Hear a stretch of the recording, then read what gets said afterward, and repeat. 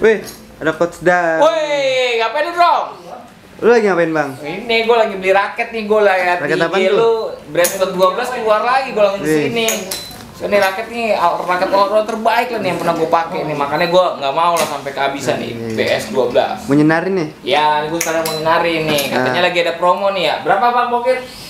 Itu harganya 15. 1,5. Tapi kalau buat gua sedikit lagi. Bisa lah, bisi-bisi. Udah nyapaan? Udah, Bang, nih pas makan lagi kosong kan lu? Ya, gue kosong. Apa Ini lo? gue pengen nanya senar nih buat pemula tarikannya berapa, Bang, yang cocok? Nah, kalau buat pemula, nah ini pemula suka salah kaprah nih. Pemula biasanya identik senar semakin kencang, pantulannya semakin bagus. Nah, tapi itu salah kaprah. Kalau gue saranin, kalau buat pemula itu sekitar 23-24 aja. Kenapa? Karena senarnya itu jadi lentur. Nah, pukulan lu, power lu semakin ada. Nah, terus titik sweet spotnya juga semakin gede. Nah, biasa kalau pemula kan mukul masih missing. Kalau senar terlalu kenceng, itu sweet spotnya tuh cuma di tengah doang. Tapi kalau senar agak kendor, pantulannya enak, titik sweet spotnya juga lebih besar, bro. Gitu. Nah, kalau mereknya? Mah? Mereknya yang cocok? Merek. Buat Kalau pemula. gua ya karena keseharian gua udah banyak ngelatih di lapangan, gua lebih suka yang awet lah.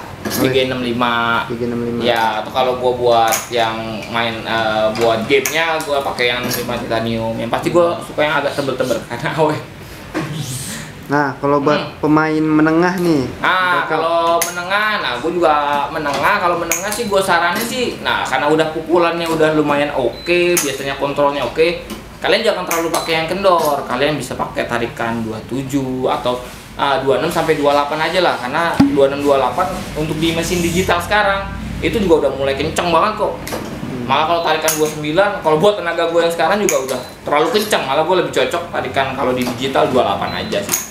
Nah, kalau buat yang suka smash nih, Bang, tarikannya. Nah, kalau smash sih biasanya sih disesuaikan aja ya sama tingkat skill mainnya ya. Kalau memang untuk yang smash sih, gua kan lebih suka yang agak kenceng sih ya, bro. Karena kalau buat smash itu kita nggak cuma dari pantulan aja, cuma kita kan butuh akurasi ya. Kita buat ngarahin pukulan. Karena kalau terlalu kendor juga, pantulannya enak, tapi buat ngarah-ngarahin itu agak lebih susah buat kontrolnya.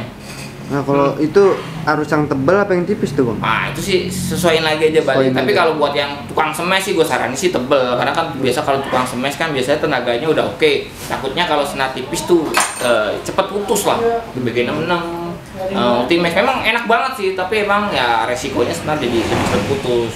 Nah, kalau buat profesional nih, Bang, Ah. biasanya itu tarikannya berapa tuh? Nah, kalau yang buat pro ya, yang gue pernah lihat di lapangan juga teman-teman gue yang pernah gue pakai dan pernah gue tanyain, mereka rata-rata tarikannya itu 30 ke atas, bro. Antara 30, 31, 32. Nah, karena mereka tenaganya udah ada, udah kenceng, mereka lebih cari ke akurasi pukulan sih kalau buat lihat ya di lapangan.